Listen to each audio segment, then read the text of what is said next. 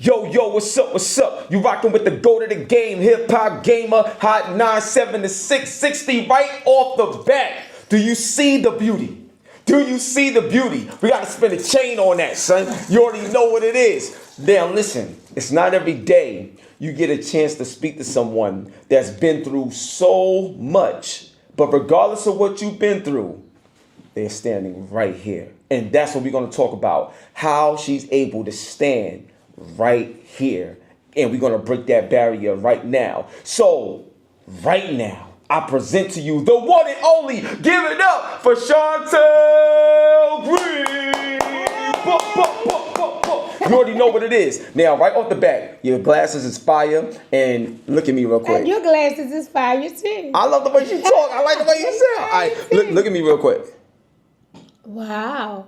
Ooh. That's dope, right? Like, yeah, I had to show that off real quick. Changing colors on it. Yeah, these joints is dope, right? Check it out. Word up. So, I had to show that off because in your life, you've been through a lot of changes yourself and stuff like that. So, let's take it from the beginning. When did you know, or when did you personally realize you had a gift? Because it's one thing to be the track queen, but then it's another thing to focus on health, because that's more than just you. It's you doing something that's going to be designed to help other people. When did you know you had that gift? I found out I had a gift when my mother was dying from AIDS. Oh my gosh. Wait a minute. That's where that gift comes from. Like, that's crazy. So, like, is your mom still alive? Or? No. Oh my She died gosh. from AIDS. She was probably one of the first of about maybe 50 people because it was not really publicized what it was. We was believed that it was a faggot disease in the beginning before we knew the different modes of transmission. So it was new to us. Wow. So they didn't know how to handle it. So a lot of people that had it, they died. And she was one of them. Well, first of all, one, very sorry to hear. Secondly, like, just to let you know, too, my grandmother, rest in peace, she's the one who taught me how to play video games when I was 4 years old. Yeah, so my grandmother, like, all this stuff that you see here, like, everything like that, all stemmed from my grandma. Wow. So I understand loss as well and, like, that heavy heart. Yeah. So you could either let it consume you or you could do something about it or impact other people. Obviously, you did the latter. You know what I mean? Exactly. Impact other people. So from that moment, what changed about your journey about you got to do something now? It's one thing to feel a certain way, then it's one thing to execute and apply something. Walk me through that mindset of being able to execute, especially with the healthcare. So when you're looking at your mom has this disease called AIDS that everybody's afraid of. Yeah. And you see people treating your mom different. Like, she's just like, ugh. You know, it makes you think, damn, they treat my mother like that.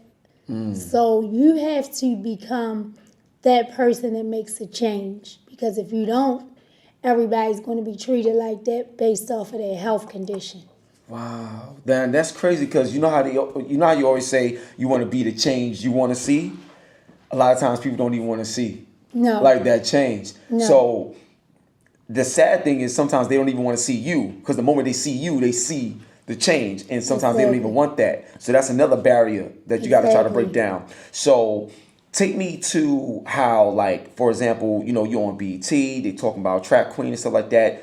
Walk me through the process of the mindset of going that route. Like, you know what I'm saying? Because it's very easy to get caught up, especially when you're mad, you upset. We human, you know what I mean? Right. So what was it like kind of walking on that dark side a little bit and learning a lot about yourself in terms of your capabilities, even in situations that may have seemed dark? Okay, so walking on the dark side, I chose to become a hustler. And it wasn't really a choice. It was more so I had to survive. It was a survival mechanism. And when I went into that survival mechanism, I realized I was good at it. I realized I was almost the best at it. I conquered it. But I realized I was doing something that I should not been doing. And if I can be great at that, I can be great at something more positive. Yo, I'm going to tell you something. So I partnered with Denzel Washington, right? And I was able to bring gaming to his school, Denzel Washington School of the Arts in Mount Vernon. You know what I'm saying? Wow. So shout out to Evie, Miss Thomas, you know, the principals and principals and stuff like that. Shout out to them. So what happened is I was able to bring my gaming program there. Now, what's so interesting about like Denzel Washington, some of the things that he said and what you're saying right now, even if it's something bad, you could be good at it. No matter what you do, no matter what you practice, you can get good at it, even if it's lying, even if it's something negative. So if you apply that same energy to being good at something, you can apply that to doing good things and helping people and stuff like that. Exactly. What type of fulfillment you started to see once you made that change, knowing that you're real good at this, but if I could do this, why not transfer to that? How did the fulfillment, like within your heart, your spirit, start to change and shape, like the way you started to approach life? Well, my passion is elderly. I love the elderly population. Not that I don't love the kids. No, I got you. But hold up. No, we're going to show love to the elderly. You know what I'm saying? I love Word the up, kids, son. For real, not facts. I love the We gonna do that. elderly. So a lot of elderly people, they suffer from depression. Their families turn their back on them, put them in nursing homes, put them in long-term care. They just turn their backs on them. So what I do, my daughter too, she helps. She's always doing activities. She's a beast as well. Yeah. Wait till you hear her rap, son. Wait till you hear her rap. First of all, don't just get confused by the look. The look is fire. She's amazing. But don't let that fool you. She will beast you, son. I'm telling you, because she's going to be a part of the Hot 97 rap battles that we do. I can't wait to find out what character she's going to choose. Maybe we can find that out today. But don't.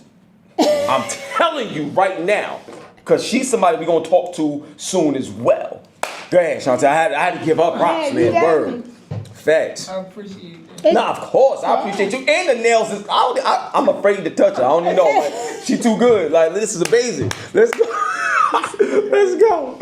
Oh, man. Like I was saying, when I seen the decline of my elderly population, I thought, what can I do to give them a better quality of life? So I opened up some adult medical daycare centers. Wow. So we go to the Orioles games, we go to the Ravens games, we go to the casino. She make fake drinks like they got alcoholic beverages Are you and serious? they think they drinking and Oh my gosh. we play pool, we play spade. I mean, we do it all. Like, it is never a dull moment at my adult medical daycare. They never want to leave my side. What? Never. This is, first of all, this is incredible, and I think I can add to that. So here's one thing I want to tell you, right?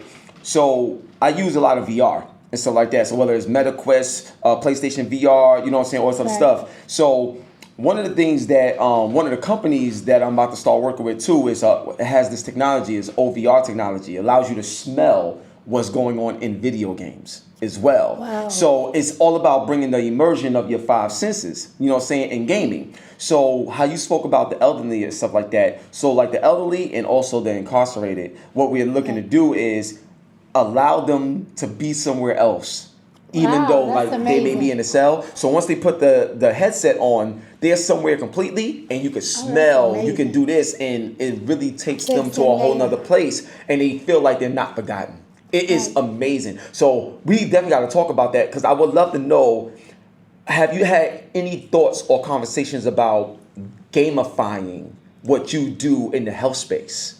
Now that you just brought it up and kind of gave me a little lesson of it, that's a good conversation for us to have. Oh, no, absolutely. Because, like, so one thing about gaming is escapism. Like, you know what I'm saying? Literally escape. But not only that, you can be whoever you want to be. So, like, not everybody can be LeBron James and dunk. And you may have people in a wheelchair. But they can dunk when they play in 2K, though. You know what I mean? That's an extension to them. Exactly. And then, like, a lot of times there's controllers made where, let's say, like, your hand is, like, twisted or you know, you may be disabled or something like that. But now they got controllers that you can play regardless of your physical ability. You can play everything. So it's all about inclusion in that way. So what I want to break down is, even in the form of gaming, you can take what you do now and elevate it. And I think that would be insane. We definitely got to talk about that. Yeah, definitely. So now going forward, something that kind of like blew me away is the way you spoke about, your mom and the way you speak about the elderly, what's a lesson or something that you really learned that you take with you every day that you may have learned in conversation with the elderly, especially something that you want to pass on to your daughter? Okay, so that's real good that you asked me that. They know everything. Wow. I mean, it's just like your grandmother told you something before, Yeah. and you was like, "She old, I don't pay her no more shit." They know everything. Listen to Wow. what they say because the experiences that they have had, they're telling us based off experience, Yeah. and it might not be what we want to hear. Yeah. But it come back. It come back, and I know a lot of things that they tell me it has came back to me, and I'm ready for it because I listen to them. Wow. So let me ask you this: not everybody wants to listen though. Like not everybody even have the ability to listen because they be on But that's the they're problem. moving. Yeah, I think that's a problem too. That's the problem. So I was talking to Young Jock. Shout out to Young Jock. He was talking about how if somebody and if you want to chime in on this real quick, you can, because I think it'd be great to hear from you in this particular moment. But let's say you got somebody that just got $1 million, right? And now it's like you can't tell them nothing because they got all this money, and that's literally the problem. You have so much, you don't know what to do with it, so you can't listen to nobody. And the next thing you know, when you ain't got nothing, and then you didn't want to listen to nobody. So in your position, especially in your age and your position and things that you see, why do you think people feel like they shouldn't listen, or money justifies everything, so they feel like they shouldn't care about other people? How do you feel about all of that, in your opinion, honestly? I can't really say. I could just say what I think about it. I don't feel any way about it. I could just say what I think about it. But so you say when people just come into it, I feel like frivolous spending and not thinking about it is a lot of times they work for it, so you don't care about saving. That's just like if you think about a lot of government assistance programs, people that get them, they don't take care of the stuff that they get with it because they didn't work for it. It's something that was just easily given, so you don't care. And I had to kind of learn that being the daughter of somebody who hustled. My mother, when she buy me stuff, she don't think about it. What somebody else might have to save up for, my mother, she spend it on a regular day. And it's always has been like that. But when I got grown, and I see people who call my mother and they don't say hi to her, but they'll ask her, can you pay my rent? So, we'll get there. I'm about to say, wait, are you serious? And I think about that all the time because when I call my mother to genuinely check on her, it surprises her. And I have to remember her that nobody looks at her as just Shontel or a woman having feelings. They really just look at her as a boss. And sometimes, you need those people who genuinely remember who you are. So outside of me just wanting to, this is my mother, so I know I have access to it, I really look at my mother as somebody I genuinely want to be like. I would never, it's other people I can't call a role model, but she's somebody I could say, good, bad, and ugly. I know what it was for, even if at the time I didn't understand it. You get what I'm saying? So when I look at, it was a time where my mother would just give me stuff. But when I started working for the company, and then I saw even people stealing from my mother that she was trying to help, that she was giving jobs and stuff like that too. That made me realize it showed me how hard you work for this. So it kind of elevated me out of that. I can just always go to my mother and fall back on her. It's no, this is legacy and you got to protect it. And in order to get it, you have to take these steps. When I started really understanding the business, and my mother would say, we about to open this up and I need you to do X, Y, and Z. I saw you see all the steps and how many times you got to follow up, how many times you got to call people back. The actual hard work. When you start seeing the reward from that, it mean more now because it's I did that. I put the phone call, I did this, I did that. So now it means more. People don't care because you ain't work for it. But then sometimes you gotta lose it. Sometimes you gotta mess up to know this is where I messed up. When I first went away to school, I didn't realize how important it was, but to have a mother who keep going back to school, who keep graduating, and Like a lot of her people I'm not gonna say a lot, but some of her people, she get the old hustlers. She get the old dudes that's from the hood, and everybody turned their back on them. They had money back in the day, but now that they old and their health declining, nobody there. My mother still remember them and go get them people. So when I look back and I think of all that, like all of that is hard work and dedication. You gotta, and sometimes you can't even laugh at somebody when they lose it. Because it might be like, yo, that might be the kick that they need to get it back and never lose it again. Absolutely. Oh my, yo. First off, like it's just an honor to be in y'all presence right now. I'm dead serious. Right back at you. The way y'all are speaking about this situation is so important because it's a conversation that not a lot of people know how to have. I'm gonna tell you why. Conversations like this sometimes need to be had with the closest people to you. See, when somebody's not that close to you, it's kind of easy to say whatever or easy to kind of cut ties. But when somebody's like really close and they know so much of you or whatever, but boundaries still got to be set and respect still got to be had, it gets tough. My question to you is, because you built for this, obviously, and you are too, how do you create peace for yourself at the expense of educating and building up others? The reason why I feel like that's so hard is because in the process of trying to educate and build up others, you lose your peace in the process. You do. So how do you manage both? Because life is balance.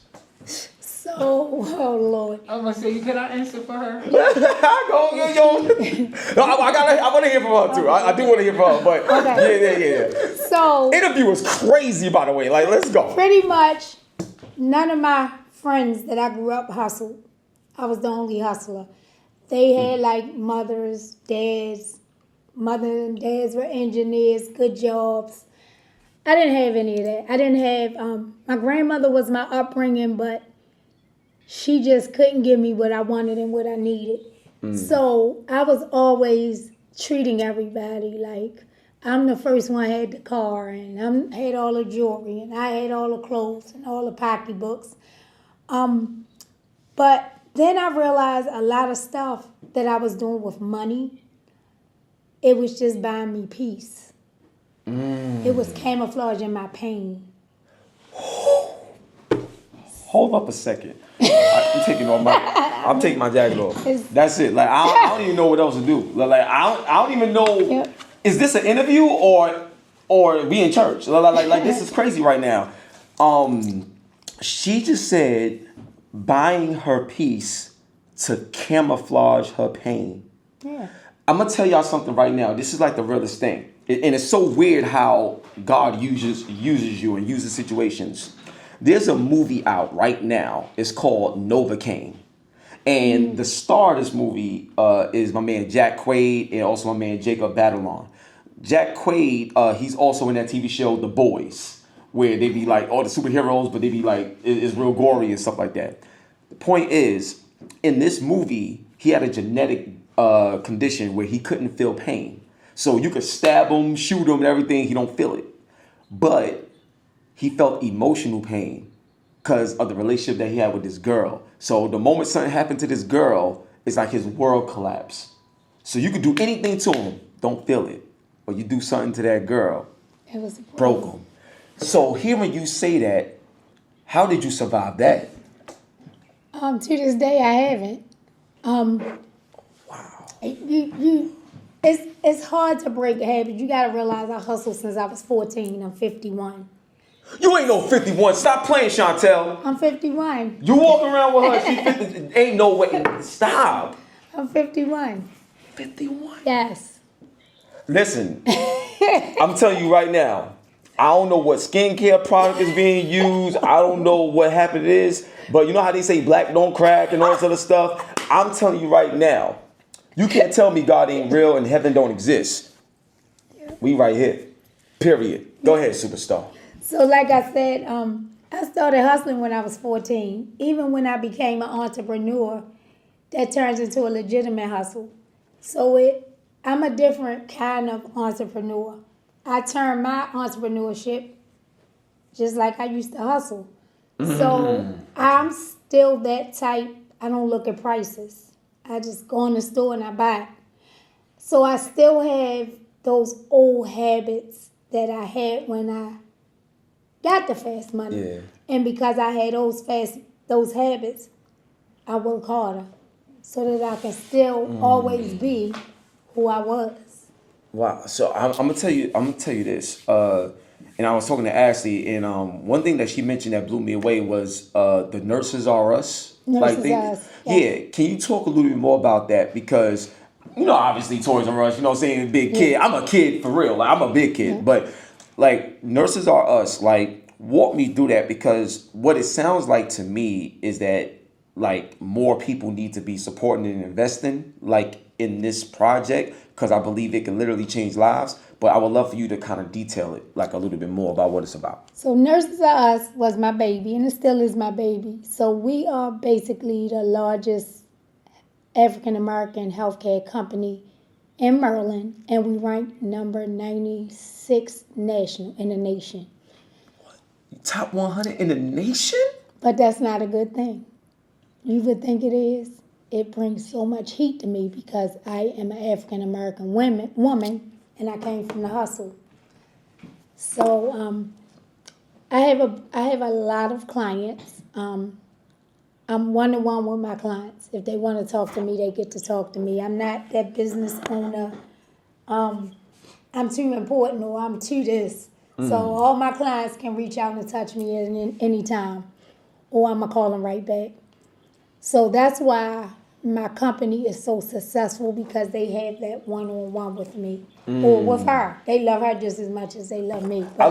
She's That's my ride. one of one. Nah, this is crazy right here. They can't get me, they gonna get her. Facts. They gonna get one of us. Facts. But it's so sad. It just seemed like since women start running for presidents, and I got so much heat on me from that business, I pray every day, like, should I sell it? Should I keep it? But I built it from the ground up. But I love what I do. I love my clients. I love that a lot of my clients will tell me, I'm only living because of you. So it's just like, that's a fight within my heart, where do I give it up and leave my clients stagnated, or do I think about myself and get peace? So I'm caught between I'm caught in the middle, because I'm just trying to figure out. I mean, when you get to the level I am, you got the FBI raiding my house and businesses, and just trying to find something, because I shouldn't have made it this far. And the sad part is, how many funerals do I pay for every year? People come to me, kids, my son died, I don't have no insurance, I swipe my American Express. I do so much for the community that they don't look at that. They look at, she came from hustle, she did a bullshit sentence, we gonna get her one way or another. So they in my taxes, and it just deters me away. But on the left side, I gotta keep fighting. So let me ask you this. Like, this is like probably like the realest question. Like, I'm gonna ask you right now. How do you, or are you willing to allow yourself to be taken care of as well? And what I mean by that is, so like my sister, right? Shout out to Tracy, Platinum Party Designs, love you. She's one of them. Like, she's at the drop of a hat, somebody call, she there. Well, like, it don't matter who it is. Everybody kids, her kids too. Like, you know what it is? That's me. You know what it is? Like That's me. You know how it is. I know how y'all are. I get it. I see it, feel it, spirit. Like, I get it. I know, I recognize it. My grandma was that. Like, you know what I mean? I know it when I see it. So my question is, though, is there has to come a point in time where, like, who's going to take care of the source? Like, you know what I'm saying? So my question to you is, your daughter's your daughter, but also she has her own life, to live too. So my question to you is, like, sometimes to see the best in somebody else, you have to see what they can do by themselves. That's true. So my question to you is, have you ever, or are you willing to kind of like be on the sideline and see who takes care of you? And I mean willingly. It's one thing to set something up where something is asked and then somebody do. It's another thing to do nothing and just see. So give you an example. Fat Joe had there was a moment, he was telling a lie. I mean, he was lying. He said, look, money done slowed up. I don't know how things is gonna be, but y'all my people. So I just want to let y'all know what the situation is. And if y'all still gonna rock with me, thank you, I appreciate it. But if not, I get it. But it was a setup, it was a test. You know what I'm saying? It was like, I think 40 to 50 people in the room with him. He said like 46 people left. Is left like 4 people. And those are the people that he roll with still to this day. I'm just saying, sometimes you gotta really see who's for you, because you can't see that if you're... That's from your angle. My angle is different. Okay. Well, My school me on angle something. is, I was a drug dealer, like a bad one. Shit you looking in my eyes, you would never believe I did to people, Okay. places. I have to be forgiven, and I just feel like I did so much wrong. It ain't about them. It's about me making shit I did wrong right. So I understand his point. Now he got money. Everybody here, if he didn't have money, that's not my angle. My angle is changing who I used to be. That's different. Thinking is different. I did so much wrong young. See, when you have so much money, and I don't know how much money I had. I just know it was a lot. I had a lot. I had every car. I had a Bentley when I was a teenager. So I had a lot of money. Brooklyn was my stomping grounds. This Hispanics. Wow. This is where I came. Turnpike. Wow. Every week. So it's just like people look at you like you God, and that God complex changes who you are. When you can go anywhere you want, any club, even to this day. Well, and I'm not that person no more, but we go to the club, the security guards hover her. Because she my daughter in my town. But when you have money, you get a God-like complex. It's here. And you think you untouchable when you treat people so nasty and rotten and mean. And then one day you get 35, I'm going to say 30. And then you realize, damn, like, that was really how I acted towards people. And you wonder how you can be a better person. And I know a lot of times I shouldn't help people, but it soothes me. It don't matter if it soothes them. Y'all getting the help, but it's making my heart whole because I was a bad person. Like, I don't think I was a good mother. I love my daughter to death, but she had to understand. I had to hustle. So I didn't give her the time. I gave her the things, but not the time. Oh, man. You know, she walked out of high school graduation. I got a brand new car coming off the lift for her. But I couldn't give her that time. I could give her the things, but not the time. Wow. So and it's time all is something about you can't get back. It's all about trying to make my wrongs into rights. And it's not about they keep asking me, it's the blessings that I need to feel in my heart to do. I got a friend, she just died. We ain't spoken 20 years over a lie. And she died, and I buried her. And everybody was like, why did you do that? Like, she ain't spoke to you in 20 years. But this girl got 3 kids. One is my godson. I couldn't let that boy see his mother not get buried. But they not looking at it that way. And guess what? I felt like a whole cloud was off my brain because I watched her son try to figure out, I work for the city. I don't have much money. He thought his mother had life insurance, but he didn't know she lost her job. So I just felt great to know that I took that off of this kid, because he's a kid. Yeah, absolutely. Nah, this is crazy. Different. So I got a couple more questions. We can wrap it up, but this interview is different. Like this has been very powerful. You've been like, I thank y'all for real for being this vulnerable, like, and just being open to have this conversation. So I got a major joint. This is Hot 97. You know what I'm saying? So I want to ask you this, right?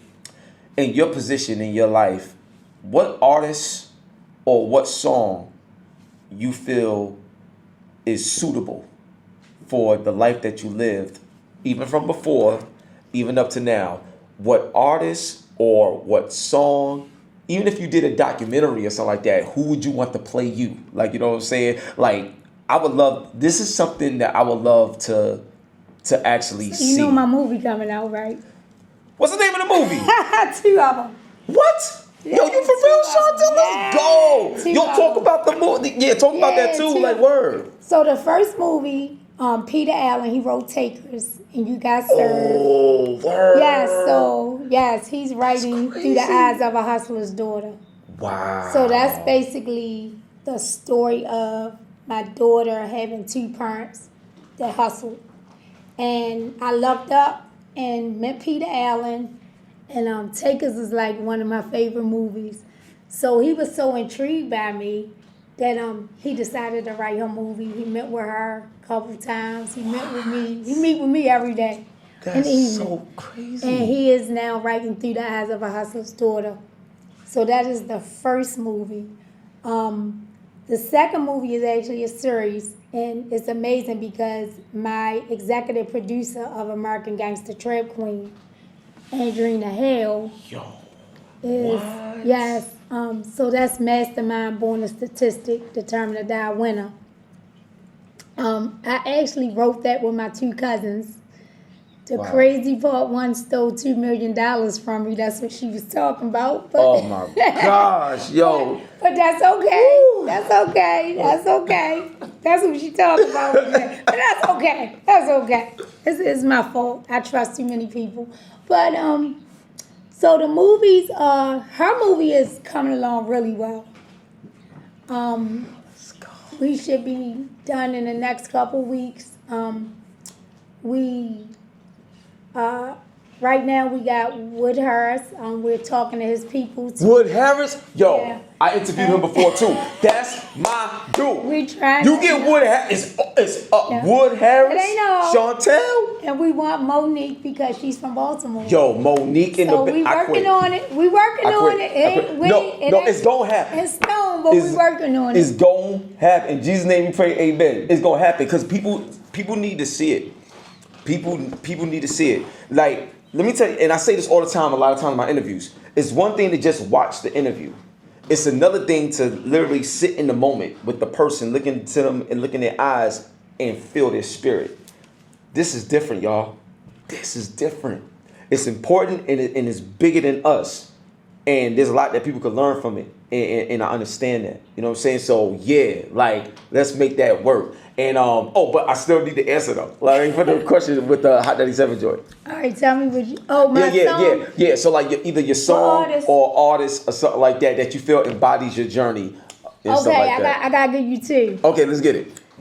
I love Rakim because I book him. I book him for everything I do. So I gave my husband a private yacht party, and he come and perform on the yacht. That's my guy. Yo, shout to Rakim, the Rakim, Garden that's- Sea. I Let's seen him. get I it. was here 2 weeks ago, and I rocked with him 2 weeks ago at Carnegie Hall. Oh, for real? Yeah, I was there with Terry Ross and what's his name, Robert Smith, and I met them. That's incredible. I actually wrote Mark. He wrote The Godfather of Harlem, so he's supposed to help me. Mark is my dude. That's my dude. Shout out to Mark. Yes, That's my Mark. dude for real. And Yeah, what's so- interesting is I was talking to Mark. Who else I was talking to as well. So just sidebar. There's a video game called Mafia: The Old Country that's about to Okay. come out this year. But there's a whole series of Mafia games, and I was like, yo. The people that make this game is the development team is Hangar 13, and I'm telling you, like they need to do a Godfather of Harlem like video game. Yes. But I'm telling you right now, how ill would it be if we got a chance to control Shontel in a different video game? Ooh, that's gonna be a game, baby. That's gonna be a game. Let's go. Like, you know what I'm saying? You know how crazy that'd be? This ain't a movie, chick. This is real shit here that I done. Yo, I would love to see it. Like, this is But crazy. yeah, let's talk about it. Wow, Rakim, that would be crazy. That's my guy. I got one more. I Hey, don't one want more. to talk about. Yeah. So BG is like one of my bestest friends. BG? That's one of his album drops today. That's like one of my bestest friends. We really close. He helps my daughter. They just did a song together.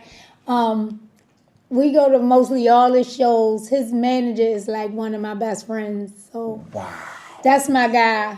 This is incredible. BG is my guy. That's my guy. So to wrap it up for the final question, right? It's a question and a statement. Okay. So we're gonna start with the statement first. Okay. There's one thing that I had to learn, like in my life, the same way that you learn about yours, trying to go from, you know, being a bad person to a good person and stuff like that. One thing that I learned, and this, I understand it, but it broke me when I learned it. So what happened is, I used to think that I was like a good person, right? Okay. And I'm doing all of these things and stuff like that. And the more I read the Bible, I realized that heaven is not something that you can earn. It's a gift given. That changed everything for me, because for so long I'm trying to do things, the Bible, and do things. And I'm like, it don't work like that. And like, you know, we all fall short, you know, the glory of the Lord.